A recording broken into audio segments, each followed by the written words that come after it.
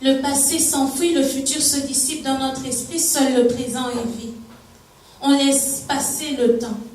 On se plaît à le vendre pour des chimères, on se plaint de ne récolter que des misères. Mais qu'est-ce qu'on sème? Des utopies futuristes qui devraient prendre racine pour qu'ils nous poussent des ailes.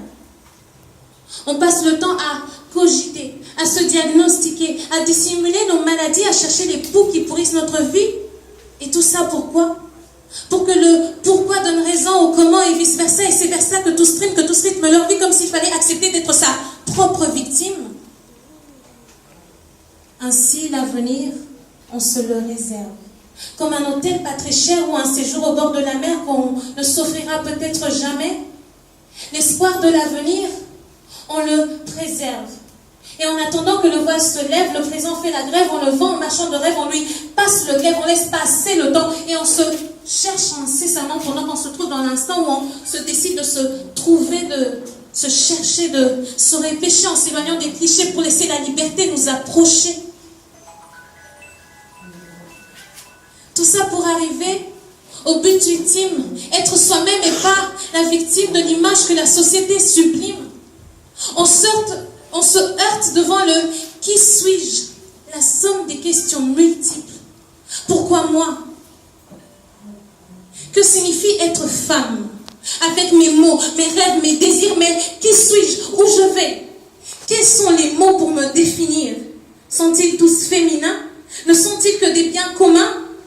Comme la terre, la plante, la rose, l'attente, l'absence, la présence ou l'origine des choses. Qui suis-je? Une femme ou une flamme?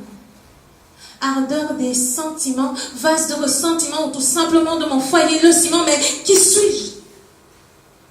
Une construction. De la graine et du froment, du sable et du ciment.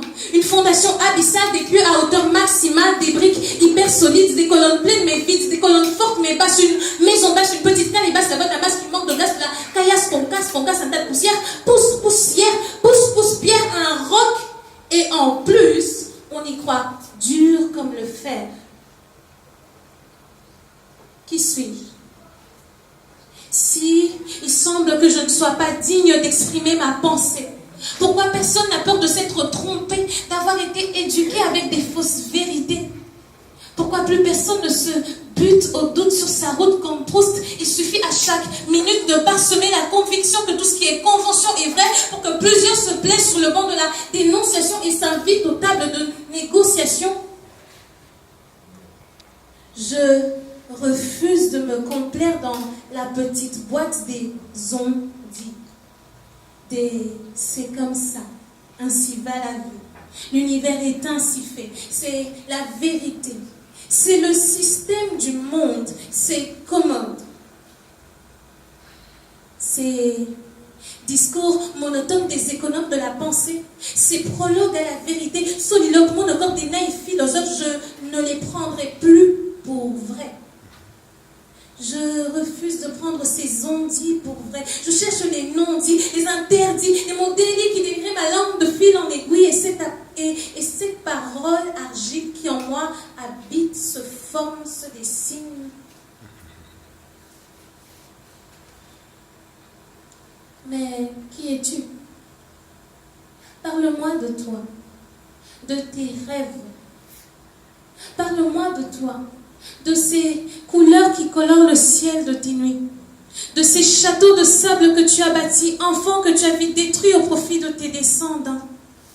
Parle-moi de toi, de tes rêves, ta folie, du secret de ton anatomie, de ces envies à donner des embolies pulmonaires, de tes petits secrets de femme territoire, à l'identité provisoire, en attendant, mais je t'ai demandé de quoi tu es faite. Tu m'as parlé du fruit de tes entrailles, de ces êtres que tu portes jusqu'à la dernière heure. Ce que tu es, je le vois clair dans tes yeux, dans ta chair, dans tes rêves refoulés, balayés et piétinés, dans tes désirs étouffés. Tu es comme moi, comme nous, comme toutes celles que nous deviendrons peut-être, comme toutes celles que la parole universelle a accouchées dans son orgueil, une construction. Des planches, des fils, des clous de marteau, des coups de marteau, du bois, un tronc évidé, des années à être taillé et émaillé, une barque pour porter le foyer, une femme, une mère, rien de plus, rien de moins, une bonne dame qui doit plaire ou se complaire à prendre soin de ses petits. Et là, ton habit fait bien ta nature. Puisque je suis une construction, ici, maintenant, aujourd'hui, le voile tombe, ma voix gronde, ces paroles argiles qui en moi habitent se forment, se libèrent. On ne reconnaîtra plus le moine par ses habits. Tout ce qui brille n'est pas or, les apparences trompent. On ne juge pas un livre par sa couverture. Le vêtement ne fait pas l'homme. Pourquoi alors?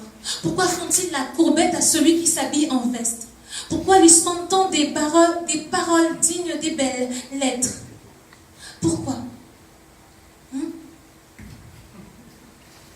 Grand prêtre-mère, grand prêtre-mère, la mama des mamas, la mère du soleil et la lune, oleki bango di, batanga beyo, jamais, oza femme baoba, nzete, ekweyaka te, ekaukaka te, oza la mère des anges, tika yoka boto wapi, grand prêtre-mère, mère boss, oza mère des merdes, apesa talate.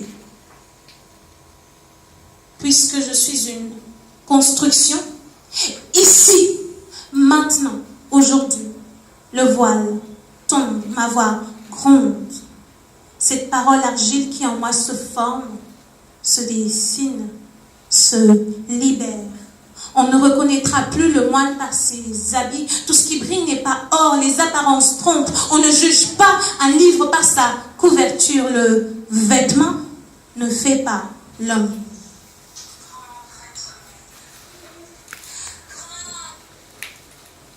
Le vêtement ne fait pas l'homme.